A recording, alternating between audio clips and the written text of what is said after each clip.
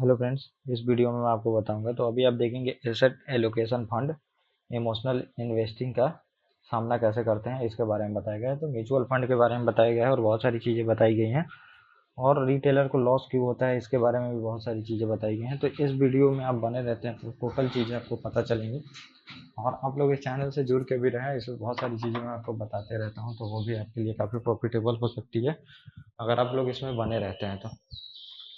और इसमें mutual fund के बारे में बताई जाएगी, आपको क्यों लॉस होता है, उनको लॉस नहीं होता है, ये सब चीज़ें मैं आपको बताऊंगा। और क्योंकि वो आप देखेंगे तो स्ट्रेटेजी के थ्रू इन्वेस्ट करते हैं, ये भी चीज़ें बताई गई हैं। और बहुत सारे फंड के बारे में बताई गई हैं कि अगर आप लॉन्ग टर्म इन्वेस्टर हैं तो आप उसमें इन्वेस्ट करके लॉन्ग टर्म में कैसे पोजीशन बना के और प्रॉफिट कमा सकते हैं। क्योंकि लॉन्ग टर्म के लिए बहुत सारे लोग ढूंढते रहते हैं कौन से स्टॉक लूँ, क्योंकि लॉन्ग टर्म अगर आपको जाना है तो 20-25 साल का टाइम रहता है, उसमें आपको कौन से स्टॉक चुनने चाहिए जो कि आपको अच्छा खासा रिटर्न मतलब फ्यूचर में बना के दें। तो इसके लिए बात की गई है। तो अब इसमें बहुत सारी चीज़ें मैं आपको बताऊंगा। तो ये आपको लगता है कि समझिए कि कुछ महीने पहले इक्विटी में निवेश करना सबसे अच्छा होता है। जब मार्केट बढ़ते रहता है तो आपको लगता है कि बहुत अच्छा है, इन्वेस्ट करके मैं बहुत अच्छा खासा प्रॉफिट कमा सकता हूँ। और जब आप देखेंगे तो जब मार्केट ऊपर जाती है तो सभी लोग उसमें इन्वेस्ट करते हैं, चारों तरफ आप देखेंगे इन्वेस्टमेंट का ही बात होते रहता है। लोग इतना तर मतलब समझिए कि जब आपको 10% प्रॉफिट होगा तो लोग इतना तर पागल हो जाएंगे कि वो अपना पूरा आप देखेंगे बैंक से भी लोन लेके इन्वेस्ट करने लगते हैं। अगर उनके पास कोई प्रॉपर्टी है, ऐसे फिक्स डिपॉजिट है, कुछ भी तोड़ ताड़ के आप देखेंगे कि वो इन्वेस्ट करने लगते हैं। उनको लगता है कि बस प्रॉफिट ये बनते रहेगा। और फिर देखेंगे तो जब लॉस होना शुरू होता है तो वो अपना सारा चीज़ें, अब लॉस तो वैसे नहीं लोग समझिए कि टाइम पे बेच पाते हैं, लेकिन नीचे जैसे जाना शुरू होता है तो वो लोग बॉटम पे बेच देते हैं। तो नए जो रिटेलर होते हैं जो कि मार्केट में आते हैं तो उनका यही होता है, बॉटम पे वो लोग खरीदना शुरू करते हैं, फिर देखेंगे टॉप पे जाके बेच टॉप पे मतलब कि बॉटम पे तो वो लोग खरीद नहीं पाते हैं, टॉप पे खरीदते हैं, बॉटम पे बेचते हैं, ऐसा होता है। तो ये रिटेलरों के साथ बहुत ज़्यादा आप देखेंगे होता है। लेकिन अगर आप समझिए कि जो म्यूचुअल फंड वाले होते हैं, एएमसी की कंपनी होती है, एसेट मैनेजमेंट कंपनी, तो वो काफ़ी एक्सपर्टीज उनके पास होती है। वो लोग जानते हैं कब खरीदना है, कब बेचना है, किस स्टॉक में कितना दिन तक बने रहना है। फाइनेंशियली रिपोर्ट को पढ़ते हैं, समझिए उनके क्वार्टरली रिजल्ट को पढ़ते हैं, बहुत सारी चीज़ों को पढ़ते हैं, फिर जाके इन्वेस्ट करते हैं। तो आप अकेले नहीं हैं कि ये चीज़ें करते हैं, दुनिया में समझिए 90% लोग वही हैं जो कि टॉप पे लेके बॉटम पे बेचने का काम वो लोग करते हैं। तो घाटे का सौदा वो लोग करते हैं। सबसे अच्छा है और सबसे आपको देखेंगे स्टॉक मार्केट में पैसा निकालना शुरू कर दिया है। मतलब एक बार लोग शुरू करते हैं तो सभी लोग उसके साथ ही शुरू कर देते हैं और भीड़ का हिस्सा बन जाते हैं, जो मैंने बताया। जैसे स्टॉक मार्केट ऊपर जाएगी तो सब लोग वहाँ पे खरीदना शुरू कर देंगे, जैसे गिरेगी तो सब लोग बेचना शुरू कर देंगे। तो एक मछली जो है आगे चलना शुरू करती है, जो कि लीडर होती है, उसके पीछे सारी मछलियाँ चलना शुरू कर देती हैं। जैसे कि वो मछली को आप एफआईआई मान सकते हैं।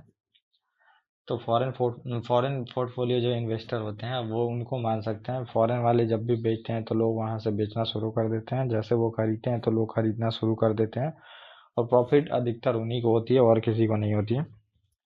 के कारण ट्रेडिंग इन्वेस्टमेंट का पीछा करना स्वाभाविक है और बाजार गिरता है तो घबरा कर नुकसान की बचने की कोशिश मानवीय प्रवृत्ति है। तो अब ये ऐसा नहीं है कि लोग अपना सोचते हैं कि मान लीजिए आपका 20% स्टॉक गिर गया तो वो सोचेंगे 20% गिर गया, इससे अच्छा है कि मैं मतलब कि और ना गिरे, इससे अच्छा है कि मैं बेच के ही निकल जाता हूँ। तो ये मानवीय प्रवृत्ति है, ये इसमें बताया गया है। लेकिन यही भावनात्मक निर्णय हमें ऊंचे दाम पर खरीदने और कम दाम पे बेचने का के लिए मजबूर कर देते हैं। जो मैंने बताया, टॉप पे लेते हैं लोग, बॉटम बॉटम पे बेचते हैं लोग। एक आम निवेशक ये जो गलतियां हैं हमेशा करता है, जो कि रिटेलर होते हैं, नए इन्वेस्टर होते हैं। अगर सोचिए आपके निवेश को मतलब भावनात्मक भावनाओं से काबू मतलब नहीं, भावनाओं के रूप में नहीं लिया जाए।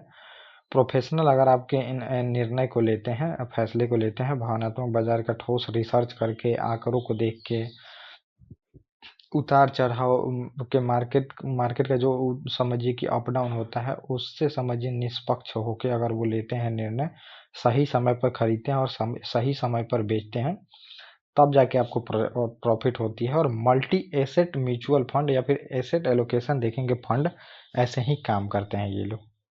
तो बहुत सारे फंड हैं, कोई कोई गोल्ड में इन्वेस्ट करता है तो उनको जो मल्टी एसेट फंड बोल दिया जाता है। वो लोग क्या करते हैं, गोल्ड में भी इन्वेस्ट कर दिए, सिल्वर में भी कर दिए, स्टॉक में भी कर दिए, कुछ का एफडी कर लिए, तो उनका रिटर्न थोड़ा कम होता है।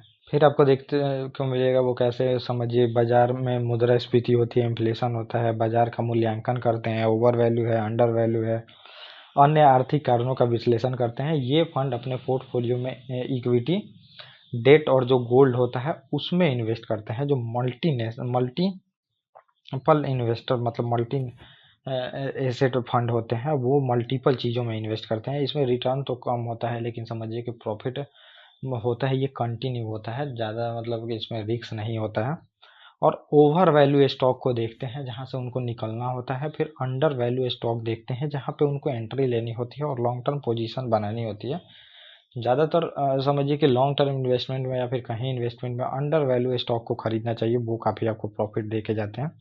और लॉन्ग टर्म में यहाँ पे होल्ड करने पे जाके प्रॉफिट मिलता है। मल्टी एसेट एलोकेशन फंड होते हैं, निवेश को भावनात्मक फैसले से बचाते हैं। ये समझिए, अब हम लोग क्या है कि मतलब समझिए जो इन्वेस्टर है, तो ये भावनात्मक रूप से फैसले लेते हैं। बढ़ रहा है तो खरीद रहे हैं, घट रहा है तो बेच रहे हैं। ना उनको समझिए कंपनी का समझिए फंडामेंटल देखना है, ना कुछ देखना है, टेक्निकल भी नहीं देखते हैं लोग। टेक्निकल चार्ट पे आप देखेंगे कि बहुत ज़्यादा ओवर वैल्यू हो गई है कंपनी, लेकिन फिर भी वो लोग खरीदते हैं, उसमें एंट्री लेते हैं, क्योंकि उसका शेयर प्राइस बढ़ रहा है तो वो लोग ले रहे हैं। और जाके बाद में वो जब गिरना शुरू होगा तो आप उसको रोक ही नहीं पाएंगे, गिरते चला जाएगा। वो कहाँ तक गिरेगा, जैसे टाटा मोटर जैसी कंपनियां, बहुत सारी कंपनियां समझिए, कोई स्टॉक गिरता है तो एक लेवल पे गिरता है, लेकिन अगर आप देखेंगे कि प्राइस उसका बिल्कुल आधा वाइट वॉश हो जाता है, तो ये बिल्कुल समझिए कि स्टॉक जो है ये मैनिपुलेट होता है। मल्टी एसेट एलोकेशन फंड है, इसमें निवेशक जो होते हैं ये भावनात्मक फैसले से बचते हैं। ये लोग, आप लोग इसमें इन्वेस्ट कर सकते हैं, वहाँ पे एक्सपर्टीज लोग बैठे हैं, वो आपको इन्वेस्ट करके अच्छा खासा रिटर्न बना के देते हैं। भीड़ से अलग हटकर स्मार्ट इन्वेस्टमेंट करने में मदद करते हैं। जैसे कि कहावतें हैं, जब दूसरे लालची हो तो आपको डरना चाहिए। ये आप स्टॉक मार्केट एक थंब रूल मान लीजिए। जब भी दूसरे लालची हो रहे हैं, वहां पे आपको डरना है, आपको बेच के हटना है, क्योंकि वहां से मार्केट समझिए लालची बहुत लोग हो गया है, तो समझिए बहुत ज़्यादा ऊपर प्राइस जा नहीं सकते। और जब दूसरे डरे हुए हो, फेयरफुल हो, वहां पे आपको लालची बनना होता है। स्टॉक मार्केट बस एक सिंपल ये रूल पे काम करता है, और इसी को आपको फॉलो करना चाहिए। इस बात का देखेंगे ध्यान रखते हुए, भावनात्मक मुक्त डेटा ड्रिवन निवेश के लिए आईसीआईसीआई देखेंगे तो प्रोडेंशियल एसेट एलोकेशन फंड जो है एक पर विचार कर सकते हैं। ये हम समझिए कि होता क्या है, ये लोग मल्टी एसेट में इन्वेस्ट करते हैं, वैल्यूएशन मॉडल पे आधारित है, जिसमें ये लोग डेट में, गोल्ड में, म्यूचुअल फंड स्कीम है इसमें इन्वेस्ट करते हैं, स्टॉक में भी, ईटीएफ में भी इन्वेस्ट करते हैं। और आपको समझिए ये 2000 मतलब कि 28 फरवरी 2025 तक आप देखेंगे तो ये एक साल में लगभग 7% का रिटर्न दिए हैं। और 3 सालों में लगभग इनका CAGR आप देखेंगे तो 12% के आसपास रहा है। और 5 साल में आप देखेंगे तो 14% के आसपास CAGR रहा है। मतलब